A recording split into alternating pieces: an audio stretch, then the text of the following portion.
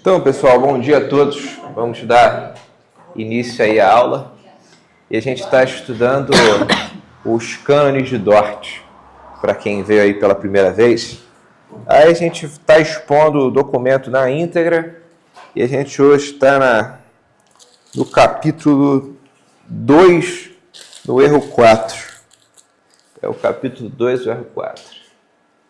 Então, aqueles que tiverem aí, tem bíblias que tem, né? E quem não tiver, é só acessar na internet. Na internet, no Google, você encontra.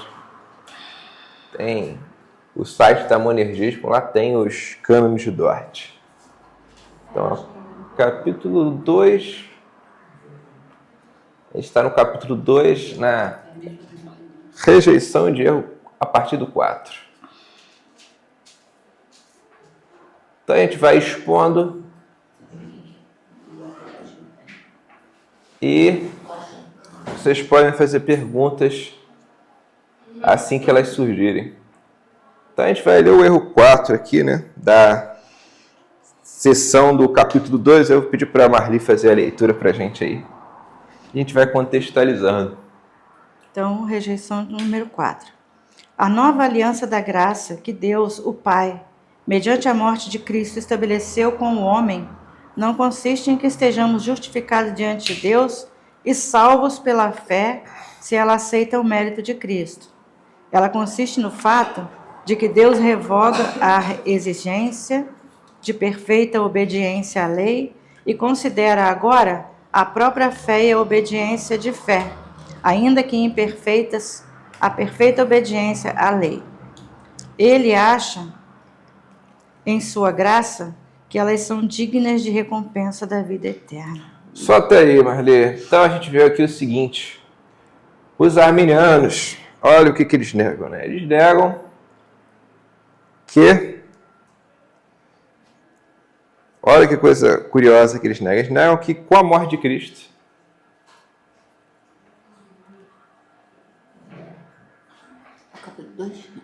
Capítulo 2. Deus estabeleceu a justificação pela fé. Isso aqui é muito grave, gente. Então aqui minha letra é meio feia, mas só para a gente se situar. Aqui está dizendo nada mais, nada menos que a nova aliança da graça que Deus o Pai, mediante a morte de Cristo, estabeleceu com o homem, não consiste em que estejamos justificados diante de Deus e salvos pela fé, se ela aceita o mérito de Cristo. Então, olha que coisa interessante, né? Você vê que os arminianos falam que eles aceitam a justificação pela fé, os remonstrantes não aceitavam. Eles diziam que isso aqui está errado. Ó, o arminianismo, ele dizia que a gente tem que, para ser salvo, ter a fé perfeita. Então, para o arminiano, é necessário uma fé perfeita.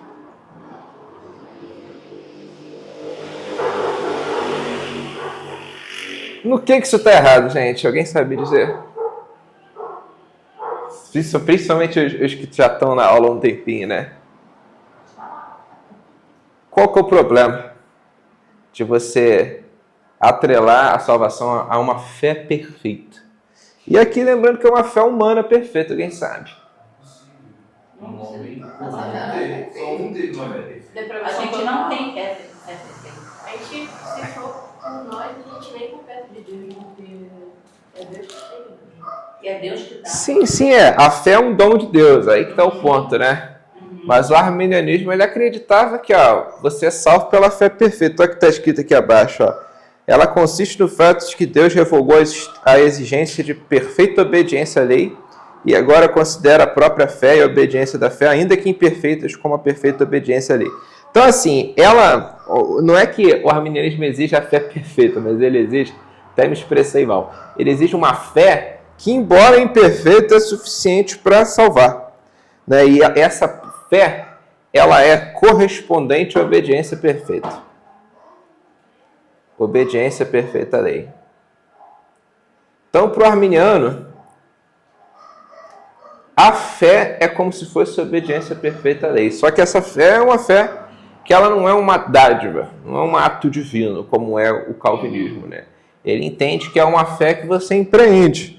E olha o que o que Cristo fez na cruz. Ó, Deus revogou a exigência da perfeita obediência à lei. Então aqui a gente já vê um erro muito grave, né?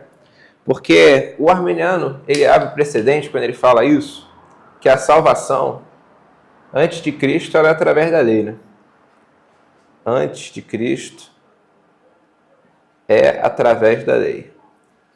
Porque se ele fala isso, se ele fala que não, a morte de Cristo, ela exigiu a necessidade de você ser salvo pela perfeita obediência à lei. O que ele está querendo dizer? Que antes as pessoas eram salvas pela perfeita obediência à lei? E a gente já falou aqui em outras aulas que não, né? Que a salvação sempre foi pela graça, ela sempre se deu de uma única maneira. Só que a diferença da primeira dispensação para a segunda dispensação é que os da antiga eles olhavam para frente, os da nova olham para trás. Então, assim, o arminianismo aqui ele comete um erro muito grave, porque ele vai falar, ó, que ele revogou a exigência da perfeita obediência à lei. Então, assim, o que aconteceu com a vinda de Cristo? Você passa a ser salvo não única e exclusivamente através da fé como ato divino, né? Porque a gente que recebe a fé dentro da fé calvinista, mas uma fé que é exigida dentro de uma possibilidade. Todo mundo tem a possibilidade de ser salvo dentro do sistema arminiano, que é o que a gente nega, né? A gente nega que Deus ele elegeu alguns. Deus ele predestinou alguns para a vida eterna. No arminianismo não. No arminianismo você tem a negação completa aqui, ó, de que na morte de Cristo Deus teria estabelecido a justificação pela fé, que é pelo mérito de Cristo. Então o arminiano ele vai tirar o mérito de Cristo como aquilo que te salva e vai colocar um mérito seu no ato dessa fé aqui, né? Essa fé que corresponde à obediência perfeita à lei, mesmo que essa fé seja imperfeita.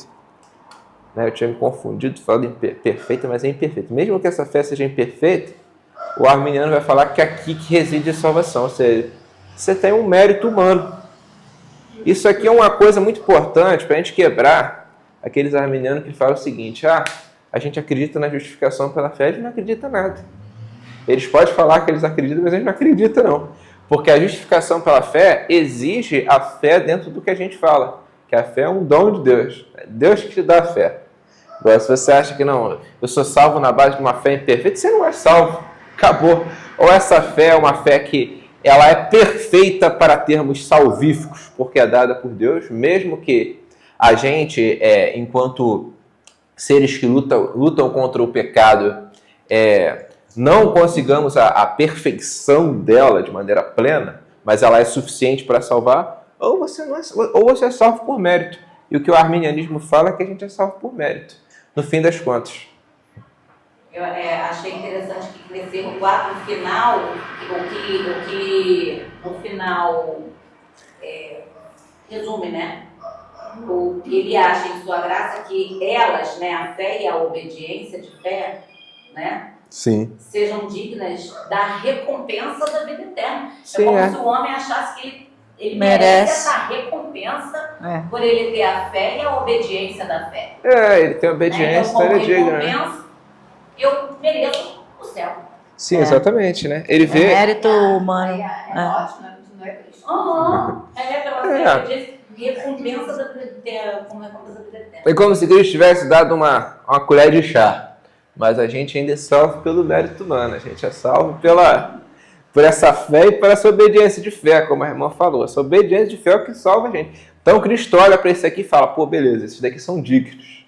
Porque esses daqui obedeceram, esses daqui creram, os outros não. Os outros estão perdidos. Pode falar, Igor. Isso não é uma contradição lógica ao dizer que você tem fé por si mesmo? Porque quando nós vamos olhar a ideia de fé verdadeiramente, a ideia de que você percebe que você não consegue. Mais ou menos, tá, Igor? Que é o seguinte, a gente tem uma fé humana, cara. E o arminianismo, ele não tem uma... Eu concordo com você no seguinte, a concepção que o arminiano tem sobre fé é errada. Eles têm uma visão sobre a fé... E aqui eu estou falando de fé salvífica, não estou falando da fé humana. Né? Porque a fé humana é, sei lá, você crê que, por exemplo, um time vai ganhar do outro. Essa é uma fé humana. É uma fé, assim, plenamente atrelada a uma possibilidade. Porque para nós, seres humanos, existe possibilidade. Para Deus não existe. Para Deus não existe esse negócio de possibilidade. Para Deus, Tudo é conhecido, né? Tudo é conhecido porque está nos decretos dele. Né? A gente não, a gente tem fé em possibilidades, mas essa fé não é uma fé que se baseia em possibilidades. É uma fé que é um dom de Deus, é um instrumento de salvação. A gente tem que lembrar que quando a gente fala de fé, para termos salvíficos, a fé é a causa instrumental da salvação. Então a gente é salvo pela graça através da fé. Não é que a fé em si mesma salva, né? Mas é porque ela é um instrumento a partir do qual a gente é salvo. Entendeu? Só que o arminiano não acredita nisso. Ele realmente vai acreditar na fé. Ele vai ver a fé como um instrumento, só que a concepção que ele tem sobre fé é uma concepção segundo a qual qualquer pessoa pode ter essa fé. Então, ele pode crescer nela. Por isso que eu acho que para o arminiano não é uma contradição, porque ele entende essa fé, mas ele acha que ele tem que crescer na fé, porque como é dom de Deus e a gente deve buscar os dons, ele olha a fé assim, eu tenho a obrigação e a possibilidade de crescer na fé. Mas a contradição é que se é dom de Deus... Não digo para o arminiano. Para o arminiano isso não é contradição. só que é o seguinte, só que a gente tem que tomar cuidado com o seguinte, mas a gente também crê que a gente pode crescer na fé, né, enquanto calvinista. Não, mas ele, só que assim, o mérito dele. Mas a diferença dele pra gente é que ele acredita que ele pode, por si próprio, ser o gerador dessa fé. Entendeu? Aí, eu não creio. Eu não creio. Eu posso crer. Porque o erro fundamental do arminianismo, a gente já falou aqui em outras aulas, né? É o livre-arbítrio libertário. Então esse aqui é o erro fundamental do arminianismo.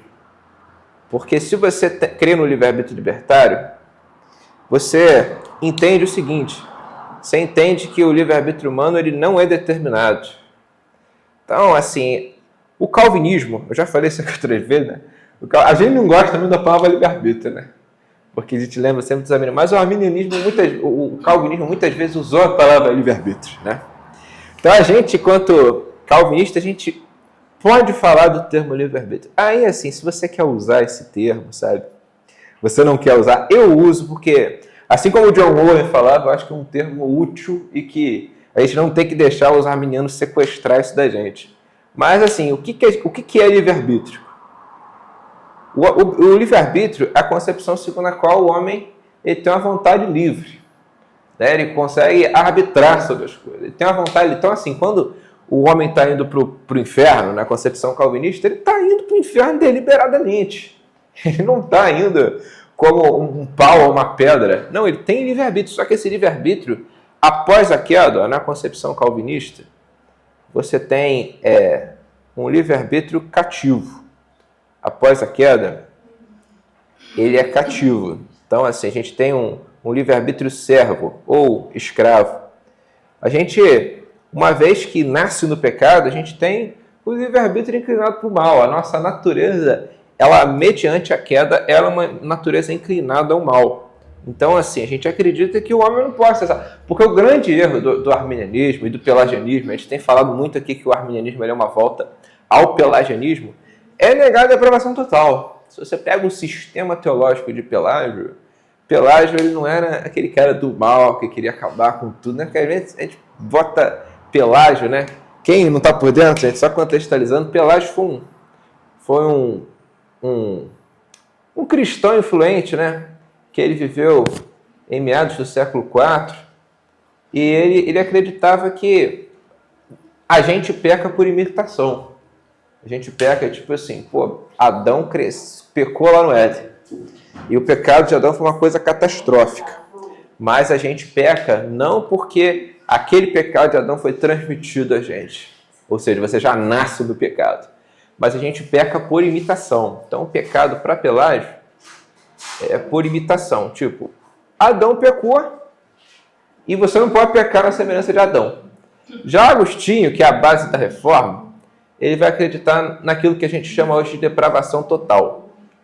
Então, para Agostinho, o homem já nasce pecador, ele já nasce condenado ao inferno. Para Agostinho era assim, né? Tanto que Agostinho acreditava que se uma criança nascesse, ela não se batizasse, ela ia para o inferno.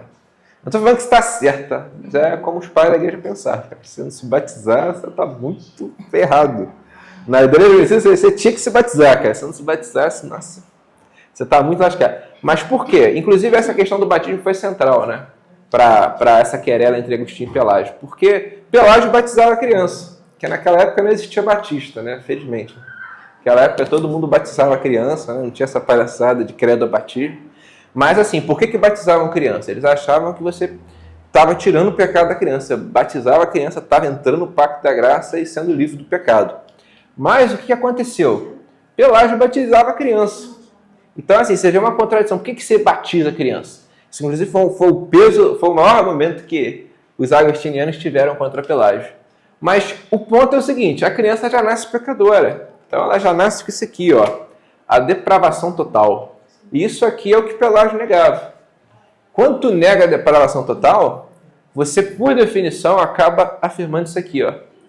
Porque aí o homem já não é tão inclinado ao mal assim, quando ele nasce. E é o que o arminianismo pensa. O arminianismo ele não acredita consistentemente na depravação total.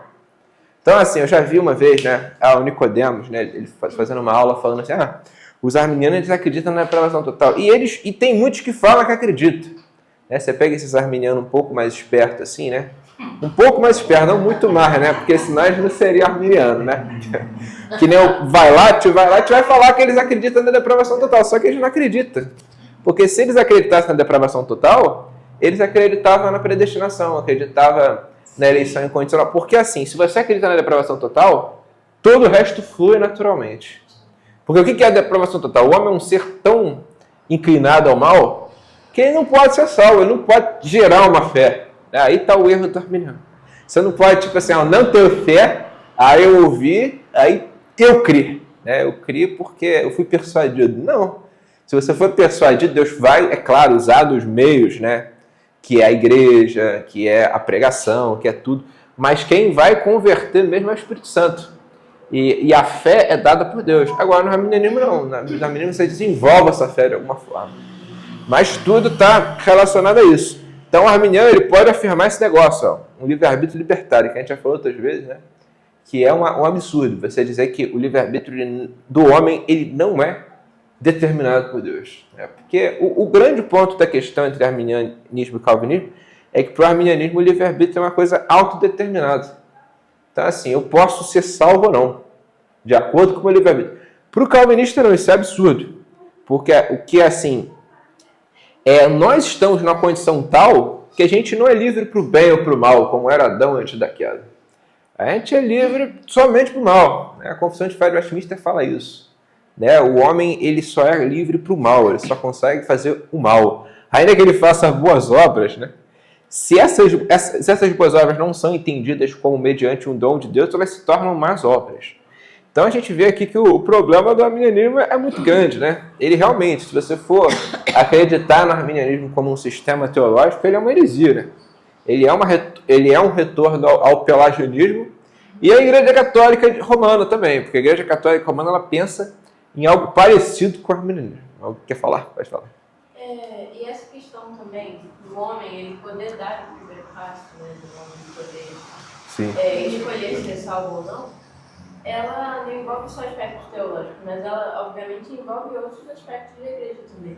Como, por exemplo, a música, a questão de... Eu vejo muito isso, porque eu estava conversando com o pai de uma amiga minha, que ele acredita no arminianismo, sem saber que acredita no arminianismo. E ele disse que... Não, porque a música de fundo, enquanto o pastor prega, ela ajuda a convencer a pessoa e dar uma atmosfera assim, onde a pessoa queira dar o primeiro passo. Aí eu fiquei assim... Atmosfera de salvação. Eu fiquei olhando para ele assim. Você acaba criando meios, né? Você começa a tentar forçar que as pessoas, de alguma maneira, elas se convertam, né? É emocional. Então você força a barra, né? É um negócio muito sério. Mas nem pra gente, mas a resposta. Aqui agora é a refutação, né? A refutação dos cânones. Pode ir aí pra gente. Os que ensinam isso contradizem a Escritura, que diz: sendo justificados gratuitamente por sua graça, mediante a redenção que há em Cristo Jesus, a quem Deus propôs no seu sangue como propiciação mediante a fé. Romanos 3, 24 e 25. Eles introduzem, junto com o ímpio Socino, uma nova e estranha justificação do homem diante de Deus, contrária ao conselho da igreja inteira, ao consenso da igreja inteira. Então, olha que coisa interessante, né? Aqui você vai ver que os reformados eles responderam que isso aí contradiz a Escritura, por conta do que a gente disse. Né? A gente já antecipou aqui que a justificação é pela fé, isso aqui é gratuito.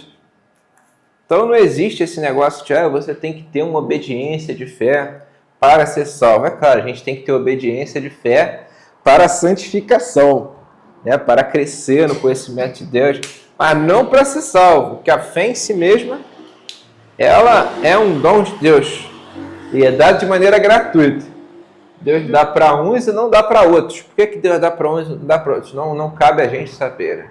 Deus é Deus. Né? É Romanos, né? Romanos 9 vai falar isso, né? Como é que pode um vaso de desonra querer falar para o oleiro o que me fizeste assim, né? Então a gente vê que é gratuito. E é uma coisa que é interessante, né? Isso é uma coisa que a gente fala pouco, né? Enquanto calvinista, né? Aqui os cânones vão associar o arminianismo ao socinianismo, que é um erro que foi condenado pela igreja. Né? Então, assim, a fé calvinista ela não é uma coisa inovadora. Às vezes a gente cai muito nessa narrativa, não sei o quê, o calvinismo só surgiu, não quer dizer, as doutrinas da graça elas só surgiram, não vou nem falar calvinismo, falar doutrina da graça. As doutrinas da graça elas só surgiram no século XVI, XVII. E não, se você pegar o Concílio de Oras, por exemplo, que foi mais ou menos contemporâneo a Agostinho, ele vai anatematizar as ideias de Pelágio, vai negar as ideias de Pelágio. Porque quem que foi a base, né, mais consistente, o primeiro cara que foi mais consistente nessa questão das defesas da graça na história da igreja foi Agostinho. Né? E Agostinho ele foi afirmado pela igreja. Agostinho ele foi a base da ortodoxia cristã, pelo menos ocidental. No Oriente a coisa já é um pouco mais complicada, mas no Ocidente foi Agostinho.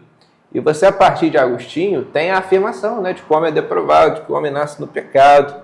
É claro que os pelagianos eles sempre existiram assim, de uma maneira meio subterrânea.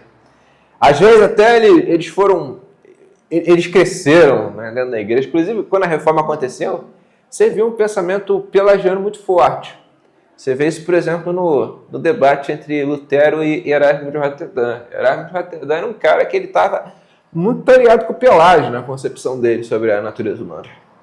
E o calvinismo, nesse aspecto, a gente seguiu Lutero, até aperfeiçoou e desenvolveu isso até melhor. Então, na fé reformada, você vai ver um desenvolvimento do pensamento de Agostinho, um desenvolvimento das doutrinas da graça, que, lamentavelmente, né, teve esse contra-ataque aí do arminianismo. O arminianismo ele foi um desvio. É como se a reforma tivesse indo para o lado certo, né? O arminianismo veio e puxou para o lado errado, assim. Puxou a soteriologia para o lado errado, quis atrapalhar tudo e introduzir de novo o pelagianismo dentro da igreja, né? E puxou para um lado que todas as outras religiões não cristãs, religiões mesmo, tem, que é aquela coisa do homem ter que ser bom. Ou ele tem que ser bom para não mais se reencarnar, para chegar lá no ápice da reencarnação, ou ele tem que ser bom, pelo simples fato de ele ter que ser bom para alcançar um nirvana. Então, a reforma e o calvinismo vem trazer uma ideia aqui, e o arminianismo foi se juntar a todo pensamento humano de você tem que ser bom para ter uma recompensa eterna.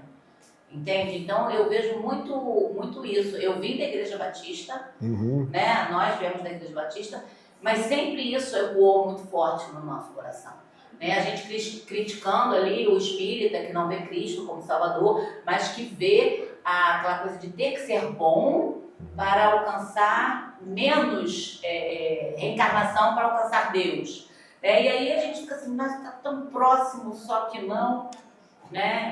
Assim, irmão, eu concordo parcialmente com o que você diz. Por que eu concordo parcialmente? Né? Porque, de fato, assim, o Pelágio, o que a gente pode dizer? O Pelágio, a gente pode falar que ele não teve uma compreensão cristã da depravação humana. Né? Então, isso põe ele num ponto de contato com o paganismo. Que se você não está dentro do cristianismo, você está no paganismo. Só que, assim, um ponto que é interessante, né, é que assim, a gente chama de pelagianismo um monte de coisa que não foi o Pelágio que acreditava, simplesmente. Porque Pelágio ele teve discípulos, né? Ele teve Celestio, ele teve Juliano. O Juliano era até melhor do que ele nos argumentos, né? O Agostinho escreveu contra Juliano. E assim, se você pega as igrejas orientais, né? Elas acreditam tudo no que Pelágio diz, assim. Elas nem sabem o que é Pelágio, mas se você pegar igrejas orientais, elas não acreditam nesse negócio de pecado original. Assim, a gente pode falar que eles estão tudo hereges, são tudo hereges, mas assim, eu não diria que eles são como os espíritas, por exemplo. Né? Eu sei que você usou a título de exemplo, né? Mas o espiritismo, ele é uma coisa que surge muito depois. Eu digo na questão do ser humano. O ser humano, o ser humano ser bom. Ele tem que ser bom. Só que é aí que vai entrar o ponto. Porque o Pelágio é o seguinte, ele não achava, ele não era uma pessoa que negava a graça. Isso tem uma diferença entre o arminianismo até e as outras religiões. Porque as outras religiões, por exemplo, espiritismo, Umbanda, elas não acreditam na graça. Então, assim, você tem um sistema completamente pagão. Um sistema que, assim, o homem ele tem que ser bom para ele não reencarnar, ou ele tem que ser bom, ele tem que se integrar em Deus, ou ele tem que ou sei lá, ele simplesmente vai morrer e vai acabar, porque tem muita religião pagã que pensava isso. Aí, assim, o paganismo ele tem várias concepções, né, sobre o que acontece com o homem. Mas o ponto é que, assim, Pelágio ele não tinha um sistema que ele era completamente pagão. Tanto que, uma coisa que pouca gente sabe, né, Pelágio ele afirmava a graça. Só que o problema é que Pelágio ele entendia a graça como o livre-arbítrio. Ele achava que a maior manifestação da graça de Deus é o livre-arbítrio. Então, assim, todo mundo tem possibilidade de ser salvo. Se você pode crer, você pode não crer. E qual que é a grande doutrina de Pelágio? A doutrina de Pelágio é a perfeição cristã. A gente vê que, assim, o arminianismo, pelo menos em alguma medida, ele se afastou disso aqui. Você vê que, nesse erro que a gente acabou de ler, é dito que a nossa fé não é perfeita nessa vida, né? E os arminianos, no geral, eles acreditaram que as obras não são perfeitas nessa vida. Só que o Pelágio acreditava. O Pelágio acreditava que para você ser salvo, você tem que ser santo. Pelágio ele foi um cara muito preocupado com o estado da igreja, porque a igreja estava muito ruim, né? Tinha muita coisa errada acontecendo na igreja naquela época. O Pelágio falou que estava errado e que, assim, o cristão tem que ser perfeito. Pelágio ele era um cara assim, que ele tinha uma preocupação moral muito grande com a igreja. Então ele afirmou a perfeição cristã. Só que como que se dava essa perfeição cristã? Ela se dava pela graça. Então a graça ela entra no sistema de Pelágio. Da mesma maneira que a graça entra no sistema da Igreja Católica. Só que é um conceito errado da graça. Porque para Pelágio a graça é dada para todo mundo. Né? É uma coisa que Van Til fala, né? Cornélio Van Til fala. Para o arminianismo, né? Assim como para o pelagianismo e para a Igreja Católica, toda a graça é comum. A graça ela é para todo mundo, cara. Para todo mundo. Você pode ser salvo, você pode não ser salvo. A gente entende que não. A gente pode até entender que existe uma graça comum, mas existe a graça salvífica, ou graça especial, ou graça propriamente dita, né? Ela é dada só para os eleitos. Então a gente tem que entender o seguinte: o Pelágio, ele era um cristão, ele estava fazendo teologia séria, apesar de estar errado. Ele era um cristão, ele estava fazendo teologia de uma maneira assim, a querer, de fato, uma reforma moral da igreja. Só que para ele fazer isso aqui, ele negou um fato fundamental, que é o pecado do homem. Que, você nasce no pecado e você não pode ser salvo por conta própria. Não pode ser salvo. A graça é aquilo que te leva... Nós somos justificados pela graça através da fé. Então, é pela graça que nós somos salvos. Né? Isso não vem de nós, é dom de Deus, né? Como diz o apóstolo Paulo. Então é importante fazer essa distinção. Né? É importante fazer essa distinção. Mas é claro que na prática você vai ver, de fato, o arminiano ele se aproximando, né? Porque o sistema dele não é um sistema plenamente cristão. É um sistema herético. Você olha, por exemplo, para tudo isso que Dort afirmou, é um sistema teológico herético. Nem todo arminiano pensa exatamente que nem os caras de Dort pensaram. Porque eles são inconsistentes. Porque a maioria não sabe nada de teologia, né? A maioria dos arminianos é muito ignorante. A verdade é essa. Né? Mas assim, aqueles que vão estudar arminianismo, vão acreditar nisso aqui, eles são hereges. Sabe? Não tem outra palavra para descrever. Que se você acredita que o livre-arbítrio do homem é libertário, ou seja, todo mundo tem possibilidade de ser salvo, ou pelo menos algumas pessoas têm possibilidade de ser salvo, porque, cara, assim, se você pegar Dort, por exemplo, os remonstrantes, eles acreditavam que até pessoas que não receberam o evangelho podem ser salvas de outra maneira. Isso é uma coisa absurda, né? Você vai ver, assim, alguns teólogos, né, pensadores, como C.S. Lewis admitindo isso é heresia gravíssima. Você está falando que a pessoa pode ser salva sem Cristo. Mas eles acreditaram, mas qual que é a raiz disso? É o livre-arbítrio libertário. E se você for examinar, por que eles acreditam no livre-arbítrio libertário? E o livre-arbítrio libertário é um erro tão grande, que eu já falei em outras aulas, né? A gente falou disso quando a gente falou da CFW, mas o livre-arbítrio libertário, ele iguala o livre-arbítrio a Deus. Isso não é um argumento falacioso. Porque qual que é a única realidade autocausada que existe? É Deus, né? Deus não tem causa. E qual que é a única realidade autodeterminada que existe? É Deus. Deus, ele se autodetermina. E Deus, ele é autocausado. Mas o que os arminianos fazem? Eles vão dizer que o nosso livre-arbítrio, ele é assim também. Então, assim, o nosso livre-arbítrio é como se fosse Deus, né? É absurdo, né? É claro, né? Que a vai falar, você está forçando a ver, mas não, se você pegar o que Calvino acreditava, se você pegar até o que expoentes modernos do calvinismo vão falar do livre-arbítrio, eles vão defender isso aqui, ó. Vão defender o livre-arbítrio libertário, que é um erro sério, um erro gravíssimo, entendeu? Erro gravíssimo. Então você vê que o sistema de pensamento arminiano é um sistema de pensamento herético. Não tem outra forma de você descrever. Quer falar? E dá para perceber também que é algo muito primitivo, né? Mesmo que não seja com essas palavras, com esse título, né, de arminianismo, pelagianismo, desde o princípio o homem tem tentado resolver sozinho a questão da salvação. Sim. Até em Adão a gente vê ele tentando se esconder, tentando fazer esse... Sim. Então, assim, não é novidade, né? O homem Sim. tentar ser autossuficiente com relação a salvação. É o que acontece, tipo assim, a partir do momento que a queda ocorre, né? O homem, ele tenta se salvar por si próprio. E só isso Sem já Deus, prova né? a culpa, né? Hã? Só essa tentativa já prova a culpa que ele... Sim, de fato, né? Só essa tentativa. Porque os nossos símbolos de fé vão falar, né? Que a ira de Deus manifesta a todos os homens, né? Por causa disso, né? Porque todo mundo sabe que é culpado, né? Todo mundo sabe que é culpado, né? Todo mundo sabe que é pecador. No fundo sabe que é pecador. Mas vamos para o erro 5, olha aí pra gente, por favor. Vamos ali, erro 5.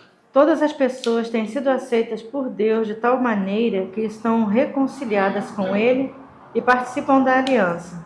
Por isso, ninguém está sujeito à condenação ou será condenado por causa do pecado original. Todos estão livres da culpa desse pecado. Olha que coisa curiosa, né?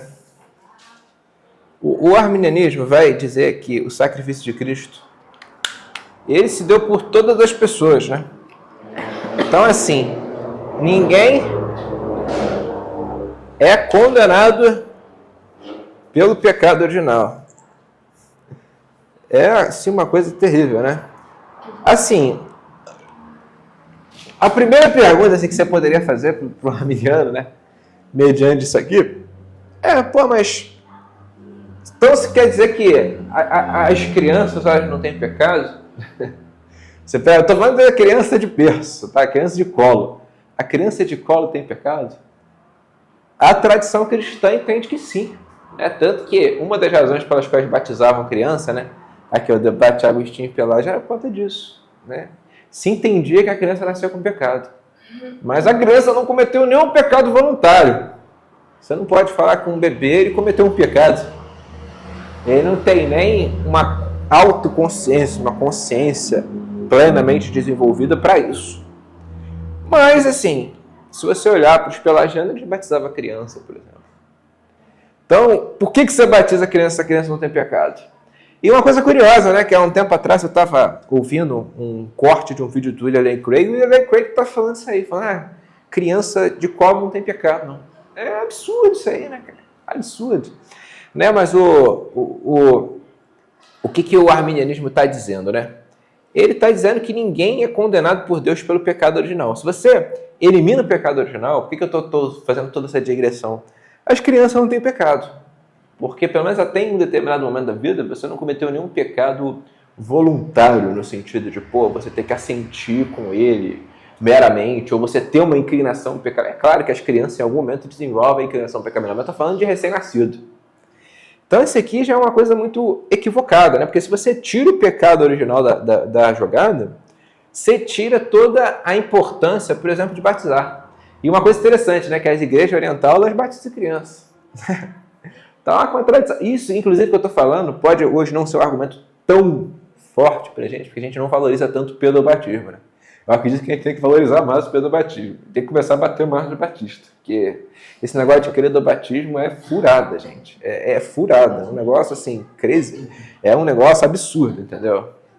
Porque, assim, o pedobatismo é a negação da história da igreja, assim, de uma maneira totalmente despudorada. Mas, olha, mas aqui, indo para o primeiro erro, ó, todas as pessoas são aceitas por Deus.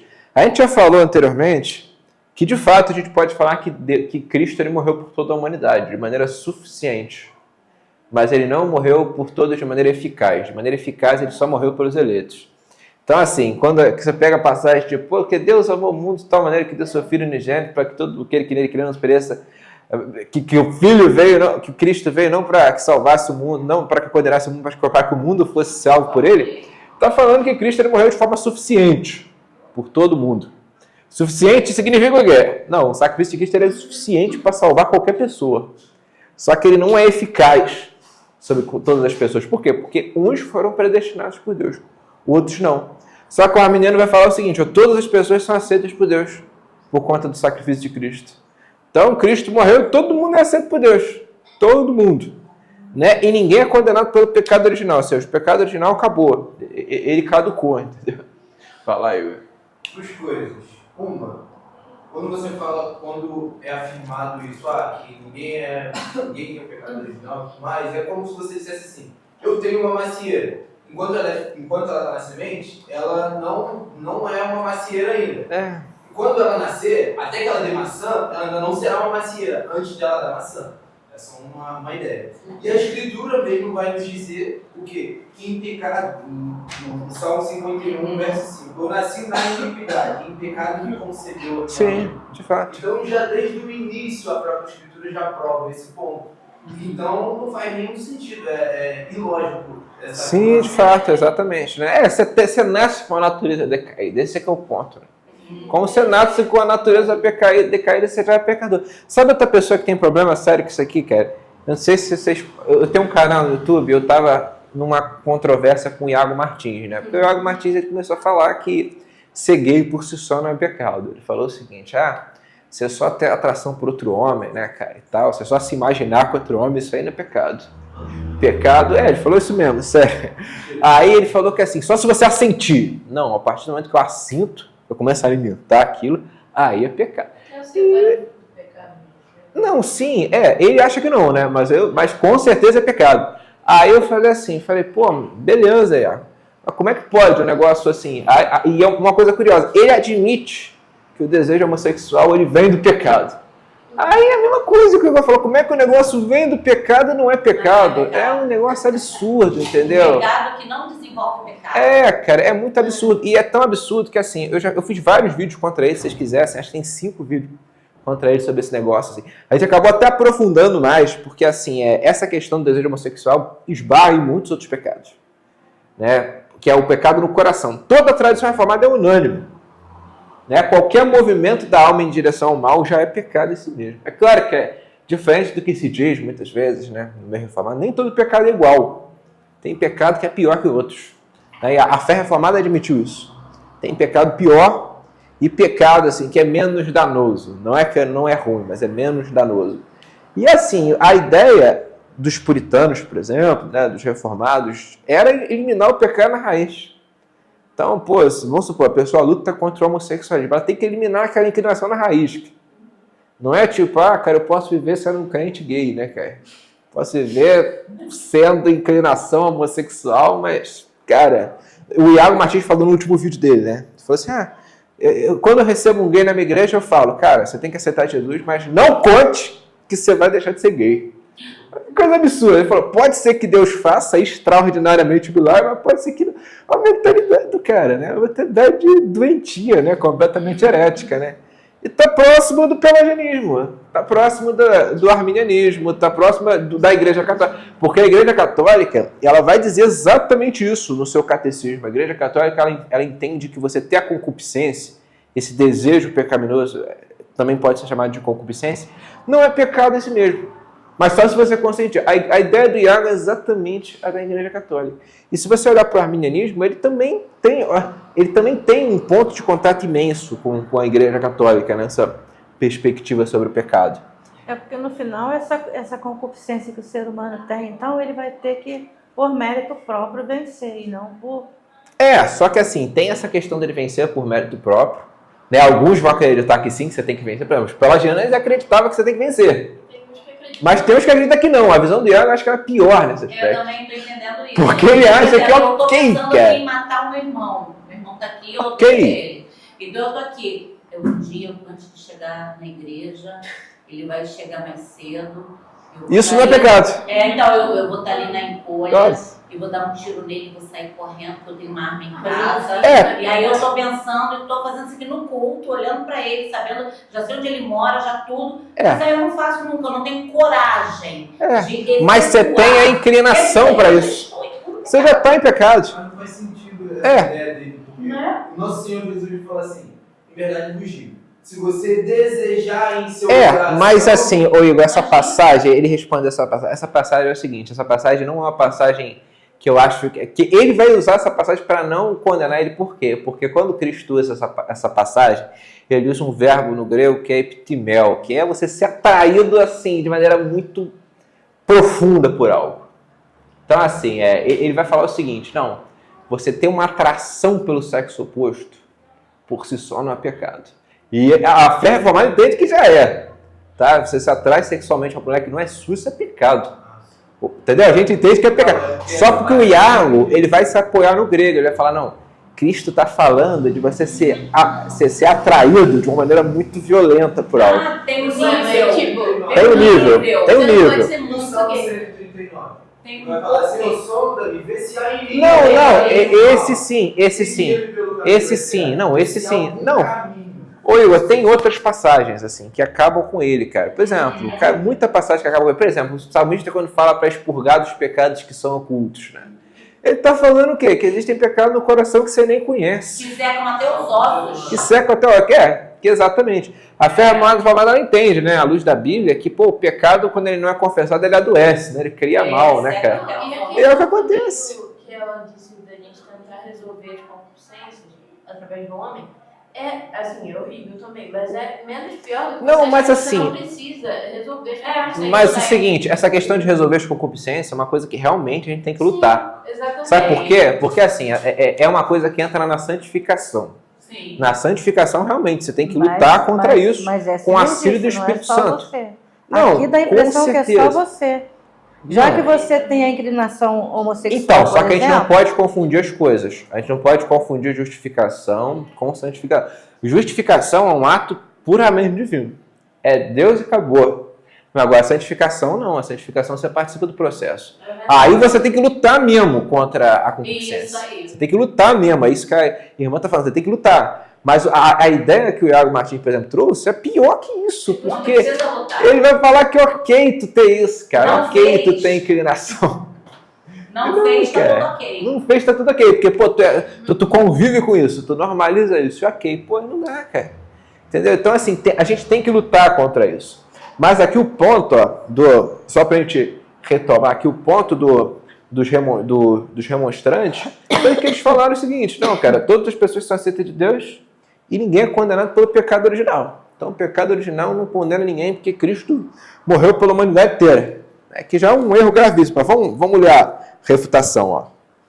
Esta opinião contraria a Escritura que ensina que nós somos, por natureza, filhos da ira. Efésios 2. Então aqui a gente vê, ó, como que a gente é por natureza, filho da ira. Então você nasce no pecado e você, uma vez que é gerado, você é um filho da ira. Né?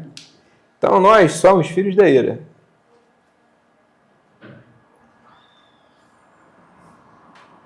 Então não tem como você chegar e falar assim, Cristo meio que assim, eliminou o pecado original para todo mundo. Não. O sacrifício de Cristo é eficaz sobre os eleitos. Né? E os eleitos eles são chamados no tempo, a seu tempo, e são justificados, regenerados, mas no nosso nascimento, né, como foi falado aí, nós somos filhos da ira. Então, o arminianismo ele desconsidera isso. ele vai, assim, desconsiderar o nosso estado de nascimento. O homem é muito mais uma coisa neutra do que uma coisa completamente depravada, ainda que eles venham falar de pecados. Agora vamos para o erro 6, Marli, para a gente fechar. Esse é o último. Deus, por sua parte, quer dar a todas as pessoas igualmente os benefícios conquistados pela morte de Cristo. Entretanto, algumas obtêm o perdão de pecados e a vida eterna, outras não. Essa distinção depende de sua própria livre vontade, que se junta à graça oferecida sem distinção, mas não depende do dom especial da misericórdia que opera tão poderosamente nessas pessoas que elas, ao contrário de outras, apropriam-se dessa graça. Então aqui você vê que o arminianismo ele nega exatamente o que a fé reformada diz. Ó. Aqui o arminiano está falando que a graça não depende de um dom especial de misericórdia, que nelas opera tão poderosamente que elas se apropriem dessa graça diferentemente das outras pessoas. Então, assim, os benefícios da morte de Cristo, eles não são dados por um dom de Deus, é o que o arminiano está falando. Eles são dados para todas as pessoas. Deus quer dá-lo a todas as pessoas, mas cabe a você, com a sua livre vontade, assentir ou não. É como se ele quisesse, mas ele não conseguisse. Exatamente, né? Deus não é soberano. O Deus do arminianismo não é um Deus soberano. É um Deus que ele pode até ter presciência e pode saber tudo que vem depois dele, mas como um vidente. Como se Deus tivesse assim, feito as coisas e deixado elas correr, ele simplesmente viu o futuro. E não é esse Deus bíblico. É como se ele estivesse fora, né, realmente. E assim, esse Deus do arminianismo não é um Deus soberano. É um Deus muito limitado, né, porque ele dá a possibilidade da salvação para todo mundo. Alguns pegaram, outros não. Então, o que é a causa da salvação do homem no arminianismo? É justamente a livre vontade humana. No fim das contas, é isso. A livre vontade, ou livre-arbítrio, é a causa da salvação. Então, assim, se você quis, você vai ser salvo. Se você não quis, você não vai ser salvo. Então, e é muito interessante, né? Porque nesse final aqui você vê a negação explícita, né? Não é por um dom de Deus. E Efésios 2:8 foi ferrado, né? Exatamente. Né? É uma negação assim ostensiva, né? Aí o que os cânones vão responder? Lê pra gente aí, Marli. Os que ensinam assim abusam da distinção entre a aquisição e a apropriação da salvação para implantar essa opinião na mente de pessoas imprudentes e sem experiência.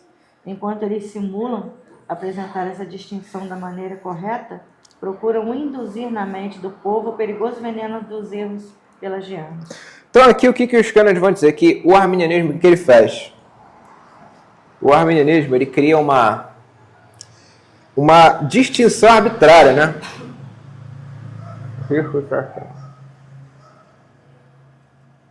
Uma distinção arbitrária entre aquisição e apropriação. Então, assim, Deus deu essa possibilidade de ser salvo para todo mundo, né? Então, aqui, aquisição é o quê? Eu adquiri algo. E apropriação eu me apropriei de algo. Então, ele vai falar o seguinte, vai falar que, não, Cristo morreu por todo mundo, mas eu tenho que me apropriar disso, né? Esse sacrifício de Cristo ele foi dado para toda a humanidade, mas eu devo me apropriar da minha salvação. Então, algumas pessoas obtêm o perdão dos pecados da vida eterna. E a distinção entre salvos e não salvos se baseia na livre vontade. Então, assim, olha que coisa interessante, né? O arminianismo ele vai falar que a distinção entre salvo e não salvo é o livre-arbítrio. Então, você vê que o livre-arbítrio é um negócio essencial na concepção arminiana. Ao mesmo tempo, se você pergunta para ele assim, mas você crê que Deus, se ele quiser, ele pode salvar alguém? Aí ele vai falar, não, claro que eu creio. Não era para crer, né? Era para 100%. Era para deixar. Todos vão te responder isso. Sim, Tu vê que assim, se o arminiano ele for consistente, ele não vai nem orar pela conversão de ninguém, né? Porque assim você está violando o livre-arbítrio da pessoa, né? É porque assim, felizmente, os arminianos modernos, eles são arminianos inconsistentes, né? Eles não são consistentes com o que eles mesmos falam, né? Na prática, eles não são arminianos, né? Porque se for, você não vai nem orar, né? Sim. Você não vai nem orar, porque como é que... Eu estava pensando exatamente quando você falou isso. não vai Você não agradecer vai- pela salvação, você vai falar, Senhor, obrigado, porque eu fui até o Senhor. Porque eu Cara, você escolheu, né? Aí isso. Então, sabe que coisa? Aqui vai novamente falar, ó, que isso aí é o veneno do pelagianismo. Então, a gente fala normalmente, né? Que o arminianismo, ele é um retorno ao pelagianismo. Não tem outra forma de você entender. Por isso que toda aula a gente acaba entrando de novo nesse debate entre Pelágio e Agostinho, porque o arminianismo, ele não tem uma compreensão da depravação humana. Ele vai olhar o homem como ok, entrou o pecado, mas o pecado foi tipo um acidente, né? Uma coisa assim que foi um erro de percurso, mas beleza, o homem pode sair disso aí, né? Deus teve lá um plano, né? Que é Cristo, removeu o pecado original, tá tudo certo, né? Tá tudo certo, é só você agora escolher, né? Só você aceitar, só você usar teu livre-arbítrio e ok. Né? Então você vê que o erro arminiano é uma coisa aí realmente terrível, hein? Nós somos arminianos enquanto não somos pais, tranquilamente arminianos. Agora, quando a gente tem um filho na adolescência, a gente passa a ser, assim, que o Senhor convença. Eu quero pedir oração pela igreja, pelo meu filho de 15 anos, ele está se metendo, que o Senhor o alcance, que o Espírito Santo possa convencê-lo. Aí é mais arminiano. A gente não quer que ele tenha livre-arbítrio. Pois A gente é, quer né? que Deus salve. Essa ideia de livre-arbítrio é simplesmente uma afirmação para você poder pecar, entendeu? Pô, assim, para você poder dizer que não, eu tenho a liberdade de... Eu posso garantir algum mérito meu, cara. Ou é isso, né? Você garante que você tem algum mérito, é uma questão de soberba mesmo, né? Que nega a escritura. Ou é uma desculpa para você pecar, né? E deixar as pessoas pecando, não, cara. O homem tem o livre-arbítrio, ele quer aceitar, ele aceita, não quer aceitar, não aceita. E fica nisso, né? Só que assim, na prática, realmente, muitos arminianos, felizmente, porque a grande verdade é a seguinte, a maior parte dos arminianos, a esmagadora maior parte deles é gente muito ignorante. A gente não sabe nada disso. É gente que nem Bíblia lê, nem sabe o que é arminianismo, entendeu? Eles aprenderam com algum mané lá, que não sabe nem falar direito, né? Não sabe nem pensar direito. E vão falar que são arminianos por tabela. Ah, cara, a gente sabe que a gente não acredita nesse negócio de predestinação. A gente sabe que a gente não é calvinista. Aí eles vão falar que alguns vão lembrar, pô, não, eu sou arminiano. Mas na prática, cara, sim, felizmente você vai ver poucos arminianos consistentes. Mas agora é imprescindível, sabe? É imprescindível criticar o arminianismo, sabe? É imprescindível realmente bater neles, entendeu? Porque, cara, esse erro aqui ele é destrutivo.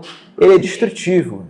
A gente tem que realmente voltar para os nossos símbolos de fé. Por isso que aqui no Instituto a gente está expondo, né, os símbolos de fé. Porque quando você volta para os símbolos de fé, você vê que muita coisa que hoje é controversa, parece que são coisas que são extremamente difíceis, né?